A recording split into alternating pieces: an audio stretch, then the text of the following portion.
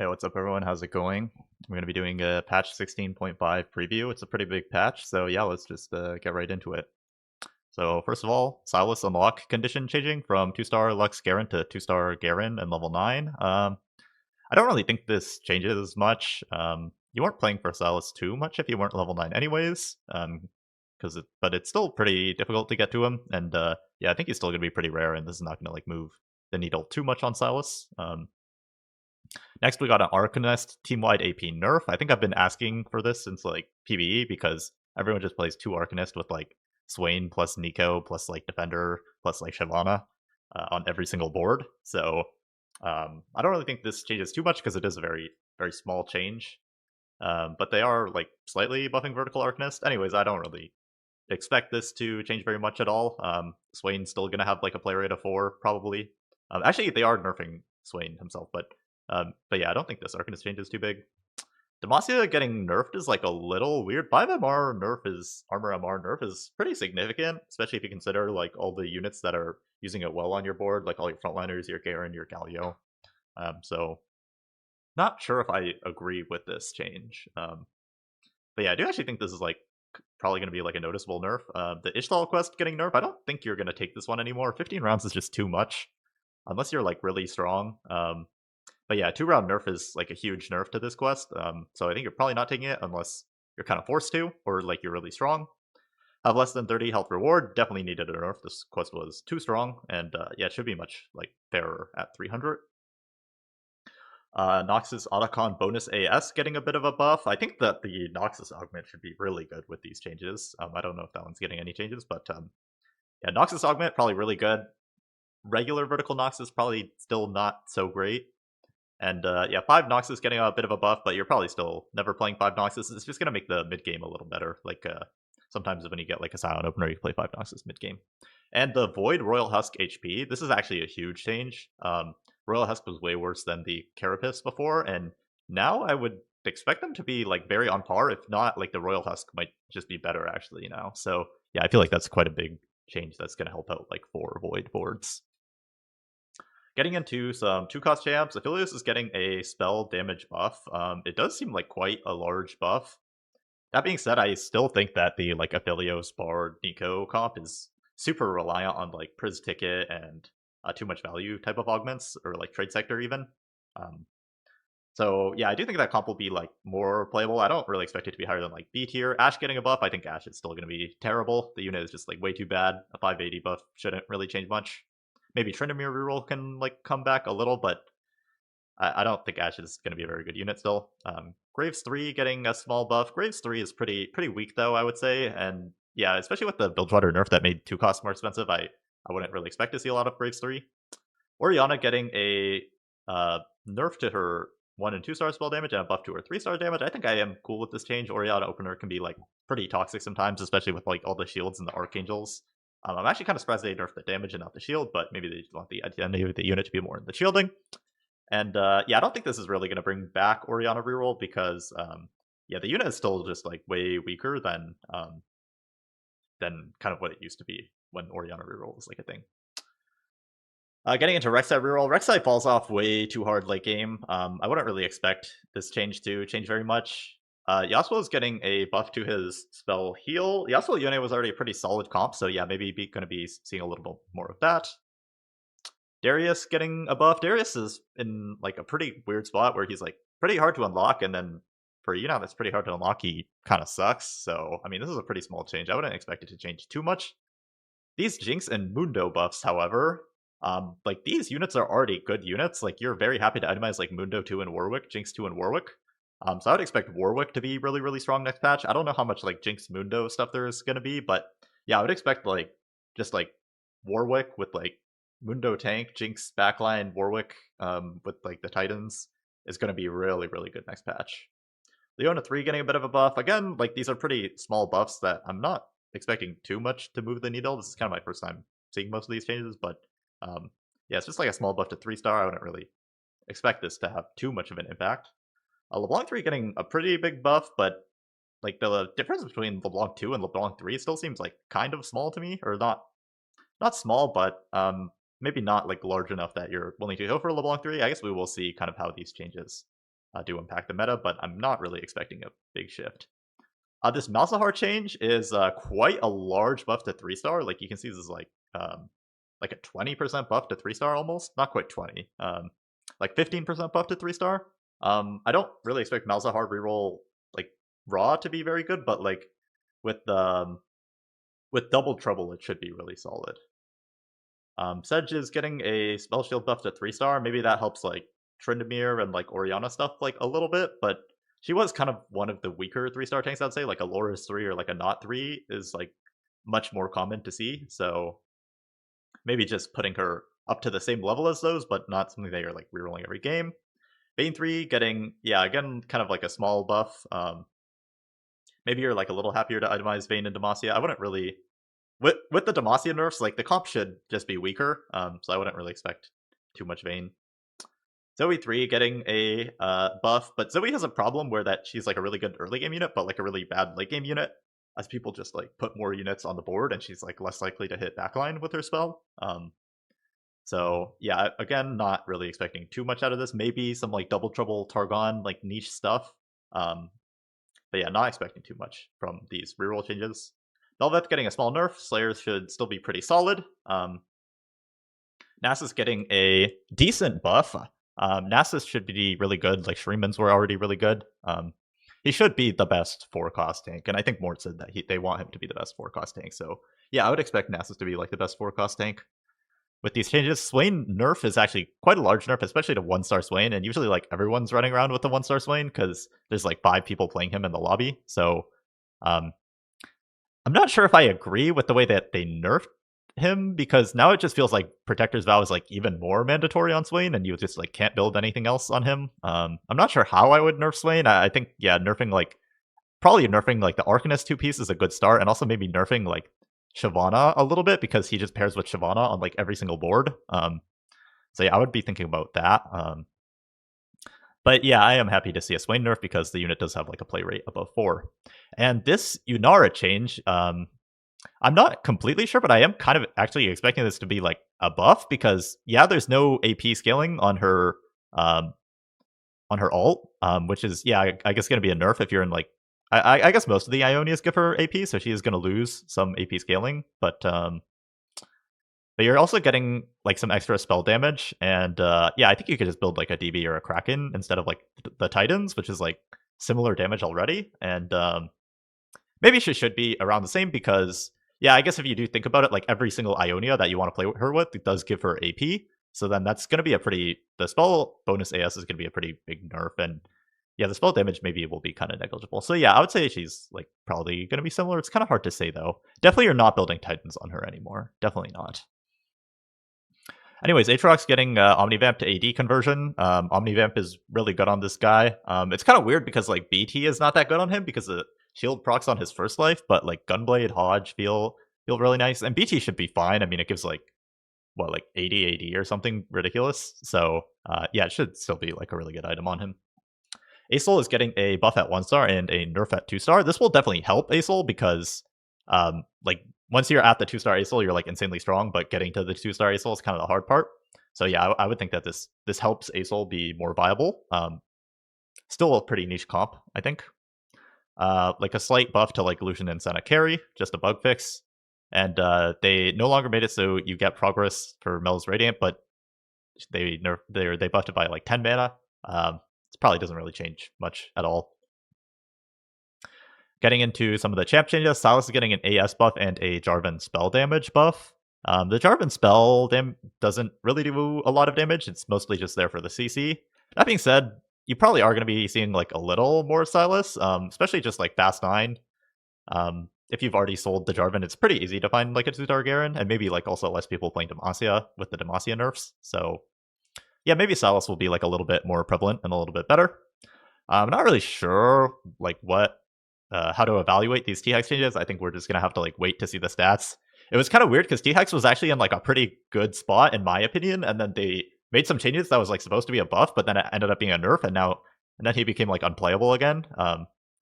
So yeah, we'll see what happens. They've been kind of trying to fix T-Hex every patch, and they haven't really been successful yet. So I guess we'll see. But TX is in a pretty weird spot where he's like really, really easy to get with a Piltover emblem and really hard to get without a Piltover emblem. So he's kind of relegated to being like Piltover emblem only at this point, in my opinion. Zillion getting a buff. I already kind of like playing around Zillion. Like Zillion with infinite frontline is like really, really nice, especially in like stage 4 and stuff. So yeah, maybe like a little bit more excited to play like Zillion carry, and like early Zillion's going to be like really, really high roll. Probably the biggest changes in this patch is going to be some of the augment changes, but yeah, we can get to those pretty soon. Dark Insight, overall getting nerfed, slight buff to AD and bigger nerf to the slash damage. It's like probably a tiny nerf, but it's probably still got on like Ambessa and maybe like Tryndamere and Yasuo, and that's about it. Darken Staff is getting what should be a pretty large buff. I have been seeing some people play like Dark and Staff Seraphine and stuff, and it doesn't look too bad. So yeah, maybe this is like pretty clickable with like strong AP openers. It was really weak before, like weaker than a craftable item. So as long as it's like on the level of a craftable item, you should be able to take it in some spots, right? When you have like a 2-star AP backliner on 2-1. Flicker Blade is getting a nerf. I didn't even realize that it was like supposed to be like super strong right now or something. But sure, I guess. Aura farming is getting a huge buff from 4-5 to 4-2. I think this makes it like completely OP because it also gives an item now, right? So yeah, if you remember, they did this exact thing to aura farming before. They buffed the time by like 2 rounds, and it went from being like the worst augment to like the best augment. So I'm kind of expecting the same thing to happen again. Arcane Victory, second stun a little bit faster. I do already take this augment like sometimes. I don't think it's very good. But it is like I think a clickable combat option at least. Ascension getting a nerf, which is probably a needed nerf. Ascension felt like a little bit too strong after the buffs. It is a pretty big nerf, over a 10% nerf, so you're probably taking it like a little less, but it should still be good in some spots. Trying to lower the win rate on Bantle Bounty a little bit. Best Friends 1 and 2 getting a bit of an armor buff. I think I had these in like B tier before. They're probably still B tier. It seems like a pretty small buff, just a bit better in like AD lobbies, I guess. Big Friend granting a giant spell is a huge deal, actually. Now, if you can actually like use Big Friend, I feel like you're probably taking it like most of the time because, yeah, 10% durability is like a ton, right? Like the Ionia augment only gives like 12% or something. And yeah, getting a belt, that's like half of a silver augment. So they basically just made this augment like twice as good because, yeah, one component is like half of a silver augment. So yeah, you're probably going to be taking this like quite often, I would say. Component heist now grants an initial random component. Yeah, that's going to help component heist a lot as well. You're probably still only taking this when you're like ahead or like really healthy, but yeah, it should be really good when you're like ahead. It's like kind of like a mini golden egg with like much less risk and also lower upside. Crash Test Dummies is getting a buff to the stun radius, but a nerf to the stun duration. I'm still pretty low on this augment, and I don't think this changes very much about it. Crown's Will, giving less stats, but a chain vest that should overall be a buff. It's a pretty small nerf to the stats, and yeah, giving like 2 components for a gold augment and some stats is like really good. So should be pretty frequently like clicking this augment as like an item augment. Dragon Guard's getting a nerf to the Jarvan 3-star damage. It is a pretty small nerf, so it's probably still one of the best augments you can hit in Demacia. Dumbify getting a massive buff, not only to the HP per stage, but yeah, getting a random non-tank 2-star 2 cost. This augment, I think I had it in like F tier before, and it's probably jumping up to like A tier. I mean, obviously if your board is like insanely strong, you can't click it. Or like, yeah, let's say you're like trying to unlock like Rift Herald and Void or something, maybe you can't click it. But yeah, anytime you're like not super strong, I feel like you're clicking this really often now. So yeah, I think it's going to be super strong after these changes, because the problem with Dumbify, obviously, is you have no damage, but now with the non-tank 2-star 2's cost, like, you have some damage. So, and it also, like, if you just think about it, that's, like, also getting 5 gold when you click the augment, so huge buff to this augment. Earth Axiom also getting a pretty large buff. I think it was pretty bad before, so I do think it is deserving of the buff. I don't think it's going to be, like, that insane, even with the buff. Focus Fire getting a buff to the initial AD and better tailoring through. I assume that's supposed to be appear less than AP heavy comps. Probably still one of the worst combat augments. This augment was like really underpowered, and pretty much any AD comp already has like a lot of AD built in. So I still can't really imagine what you would want to take this in. Golemify, similar thing to Dumbify, probably jumps from like F to A tier. Take it in the same spots you would take Dumbify. It's gonna be really good now.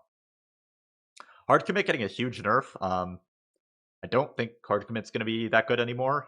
It was like 2 gold when it was like pretty underpowered. Then 7 gold, it was like overpowered, but I don't even think it's like that overpowered. I think it's just like easy to play and it gives you direction, so it has like good stats to them. So yeah, I'm not really expecting this to be that good. After he rolls 5 gold initially, I think this is just going to depend like how kind of good reroll is, but yeah, I could imagine this being like pretty solid for some like bard rerolls. If you're getting like 300 HP by the end of the game plus 5 gold, that's like pretty good for a gold augment. Healing orbs is getting a buff to the heal. Again, I don't really think this changes that much. It seems like a pretty small buff. A lot of the time with healing orbs, you're like getting the healing at like full HP. So yeah, I don't think 50 HP is gonna move the needle too much. Living Forge getting another buff. Living Forge is like an augment that's like you always want to play reroll with it, and you just like pop the artifact and you get some like reroll direction. Traditionally, so yeah, if reroll comes back, I could see this augment being pretty good, especially if there's some like I don't know, like Blighting Jewel Malzahar or something like that. Not that it's going to be like the most insane combo ever, but yeah, I think if some rerolls come back, then Living Forge could be good. But in a 4-cost heavy meta, it's not really that good. Max build getting another nerf to the initial rerolls and to the second duplicator. I feel like I'm already clicking this like less often after the first nerf, and yeah, I think this is probably just like an augment that you take when you're in a bad spot and you really need to hit your board fast. Like when you're like really poor on 4-2, but you need to hit your board. So makeshift armor no longer offered on 4-2, no longer offered on loot subscription. Cool. Same thing with makeshift armor 2. Cool. Doesn't change much. Promise protection, slight buff to the mana gain, and you can stack vows. Maybe if you can get like double or triple vow Swain, it's like kind of good, but again, it's really hard to imagine a spot where you're actually like able to take this early, because it's not that strong early. So probably still not taking this very often. I mean, I don't even think I've taken this a single time this set, and yeah, it is a pretty small buff, right?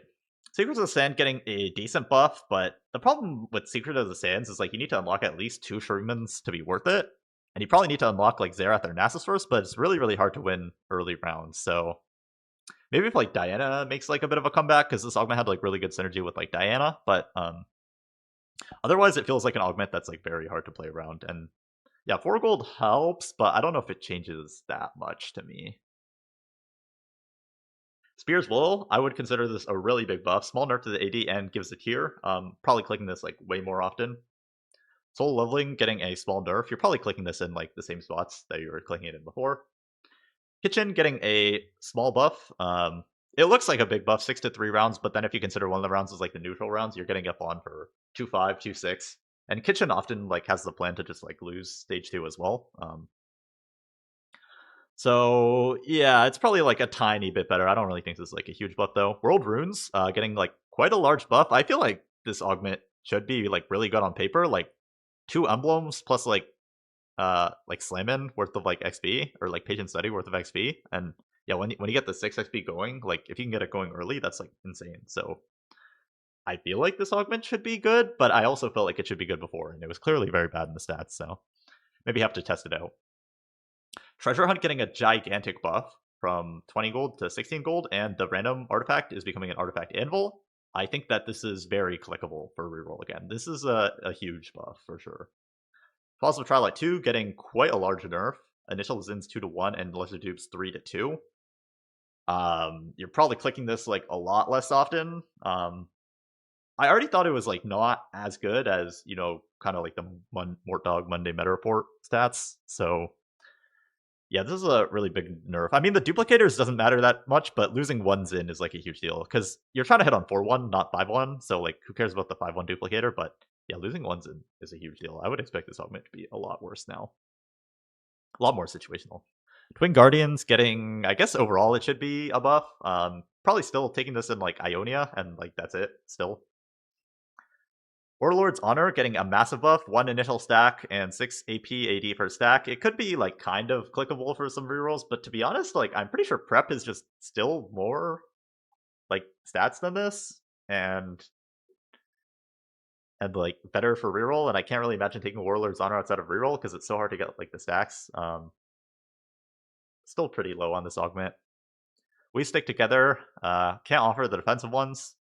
I still don't think it's going to be very good though. And Wood Axiom is getting a small buff to the health gained. Maybe it could be decent for some like rerolls, but or like even Rift Herald, to be honest, I feel like it's actually kind of decent. Like you just get on 3-5 and then you just get like a Warmogs by the end of the game. So yeah, I think this augment's like a little bit underrated. Some bug fixes: evolve and overcome only triggers champion takedowns. You shall end combat with no items was mentioned. Only progresses if the trade is not active. And yeah, that's gonna be it for the patch. So they're trying to add reroll back to the game, which I think is a very good thing for the game, because right now if you're like low rolling, you can kind of only play like something that spikes with Rift Herald or Warwick Singe on like 3-5. Do I think that these reroll comps are going to be viable right away? Not really. It kind of looks like pretty small buffs to like a bunch of stuff, 3 stars. So I'm not like, maybe like 1 or 2 things could be viable, but I'm not really expecting that much of a change. I think definitely by far the biggest change in this patch is going to be like the augments. Some of these augments straight up went from like F tier to like A or like S tier. So that's going to be a really big change of this patch. But yeah, looking forward to it. Hoping that the reroll changes do shift the meta a little bit away from 4 costs. And yeah, thank you for watching, guys.